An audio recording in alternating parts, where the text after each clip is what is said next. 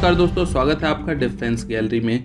दोस्तों आज हम इस वीडियो में बात करने वाले हैं कि किस तरह से नेपाल धीरे धीरे लाइन पे आने लगा है। जो वो भारत के खिलाफ काफ़ी विरोध दर्ज करा रहा था, वो नेपाल भी अब धीरे धीरे लाइन पे आ रहा है। और साथ ही साथ मैं आपको कुछ ऐसे 2-3 पॉइंट्स बताऊंगा जिससे आपको समझ में आएगा कि चाइना कहीं ना कहीं इस समय भारत क्या करेगा और क्या कर सकता है। इससे चाइना बहुत घबराया हुआ है। जी हाँ दोस्तों, मैं आपको इस सब का प्रूफ के साथ आपको दिखाऊंगा और बात करूंगा कि कैसे कैसे ये चीज़ें अभी हो रही हैं और किस वजह से चाइना ऐसा लग रहा है कि काफ़ी घबराया हुआ है। और इस घबराहट में चाइना कुछ ना कुछ मुझे लगता है आगे के समय में गलत भी करने वाला है।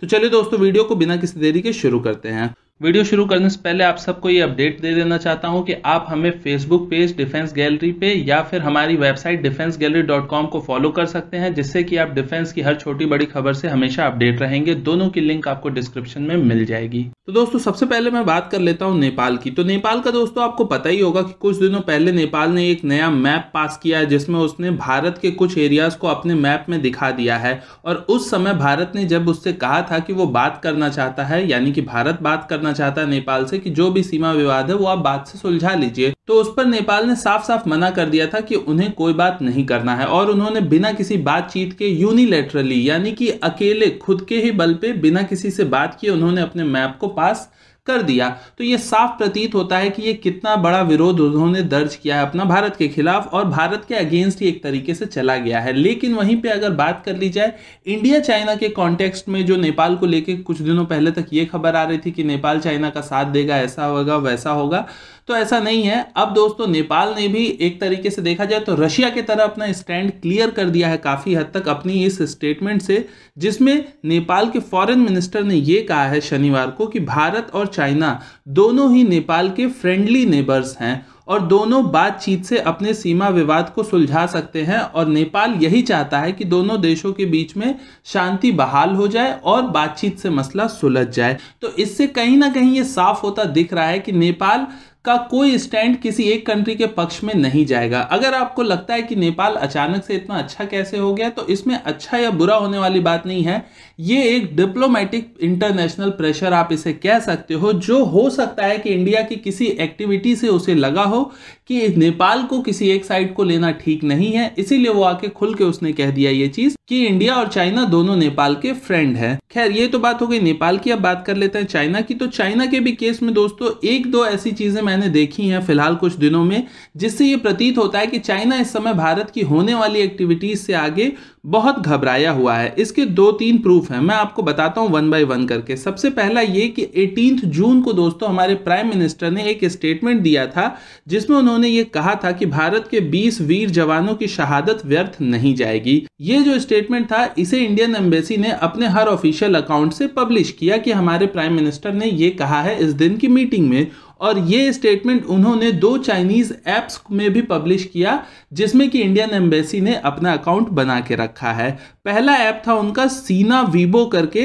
ये आप समझो कि एक तरह से चाइनीज ट्विटर है, जो चाइना में क्योंकि ट्विटर तो है नहीं, तो वहां पे ट्विटर की जगह सीना वीबो करके एक ऐप है, इसको यूज किया जाता है। और इसमें कई हजार फॉलोअर्स हैं भारत के इंडियन एम्बेसी के। तो इसमें इंडियन एम्बेसी ने प्रधानमंत्री के भाषण का ये जो लाइन था और इससे जुड़ी सारी चीजें ये कोट की थी। और साथ ही साथ भारत ने अपना जो ऑफिशियल वीचैट अकाउंट था, ये भी एक चाइनीज ऐप है और चाइना में ही ज्यादा पॉपुलर है, तो इस वीचैट ऐप में और सीना वीबो ऐप में, इन दोनों में ही इंडियन एम्बेसी ने पीएम मोदी के उस स्टेटमेंट को कोट किया था। और इस दोनों ही जगह से उनके स्टेटमेंट को 18 तारीख को कोट किया गया था और 19 तारीख को देखा गया तो वो स्टेटमेंट डिलीटेड था वहां पे।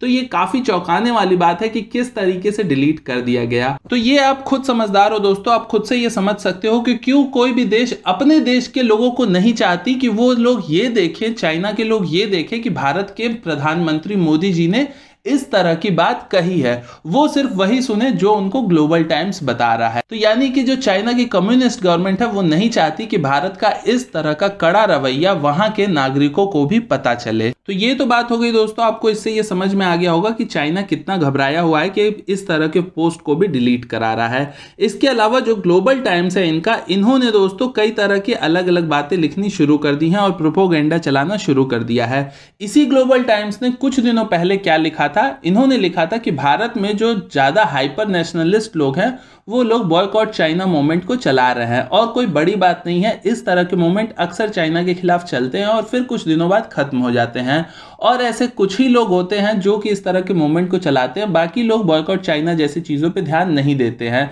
तो चाइना को पूरी उम्मीद थी कुछ दिनों पहले तक कि ये चीज खत्म हो जाएगी, लेकिन अब जबकि ओप्पो जो इनका स्मार्टफोन है, अगर आपको नहीं पता दोस्तों तो मैं बता दूं कि ओप्पो, वीवो, ये रियलमी, ये सारी एक ही कंपनी के अलग अलग फोन है, लेकिन चाइना ने अलग अलग इसको इसलिए बना के रखा है ताकि किसी भी इंडियन के पास कोई ऑप्शन ही ना रह जाए। आप ओप्पो छोड़ के वीवो ले लो, वीवो छोड़ के रियलमी ले लो, रियलमी छोड़ के एमआई ले लो, तो कोई चीज आप चाइनीज ही लो। तो ये एक स्ट्रेटजी होती है। तो इसी स्ट्रेटजी के तहत इन्होंने भारत के मार्केट को कैप्चर किया था, लेकिन अभी ओप्पो ने अपना जो 5G स्मार्टफोन उसको इंडिया में लॉन्च करना था, उसकी लॉन्चिंग कैंसिल कर दी है। उसके बाद चाइना को सदमा लगा है और चाइना ये लिख रही है कि इंडिया के अंदर जो हाइपर नेशनलिज्म बढ़ रहा है, इतना ज्यादा जो बॉयकॉट चाइना मूवमेंट चल रहा है, उसे बहुत ही जल्दी इंडियन गवर्नमेंट को सुधारना होगा और इसे खत्म करना होगा, नहीं तो दोनों देशों के बिजनेस टाइज खराब होंगे और दोनों देशों को नुकसान होगा।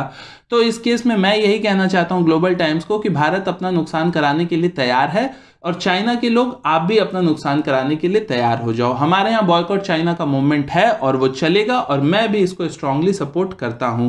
तो अभी के लिए इतना ही दोस्तों, उम्मीद करता हूं आपको सारी चीजें समझ में आई होंगी। ये चीजें आपको मेन स्ट्रीम मीडिया में नहीं मिलती हैं, इसलिए मैं बताता हूं। तो आप जरूर से हमारे चैनल को सब्सक्राइब करके वीडियो को लाइक जरूर कर देना और शेयर भी कर देना, अगर आपके जो दोस्त यार हो वो लोग भी इसे देखें और समझे कि किस तरह से चाइना घबराना शुरू कर चुका है। तो बस अभी के लिए दोस्तों इतना ही। मैं मनीष मिलता हूं आपसे किसी अगले वीडियो में, तब तक के लिए नमस्कार, जय हिंद।